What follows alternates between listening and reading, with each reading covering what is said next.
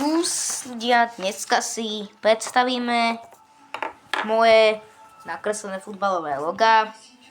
OK, toto je podarok, takže si to nevšímajte, dobre. OK, je tu teda Marseille, potom sú tu ešte nakresli Legiu Varšavu. Dúfame, že sa mi podarilo najviac ako len mohol. Tu je len a potom tu je Sparta Praha. Bohužiaľ čiernu som nikde tu v izbe nevidel, tak preto som ju tam nedal. A tu je Borussia Dortmund. Viac podarená bola katalánska Barcelona. Takto som nakreslil. Podľa mňa hodnotí to v komentároch od 1 do 10, jak sa ti to páči to logo. No a čo by som tu ešte povedal, no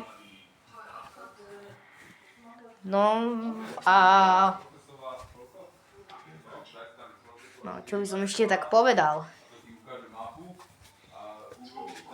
Tieto logá sa mi kresli dal som ich za tak 15-20 minút. A kreslil som ich presne podľa vzoru. Najlepšie, ako sa to len dalo. Tuto som kreslil hokejové logá. Ak by boli čo najvtipnejšie, no tu som dal HK Rys, HK človek, HK Corgoni. Som tu tak predstavil, toto je nič.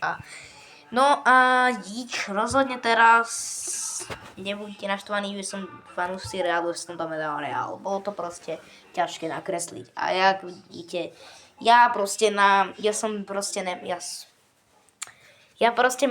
na kreslenie takýchto ťažkých log proste nie som. Hotovo. No a čo by som tak ešte povedal. No a keď si ešte zhrnieme tieto logá, no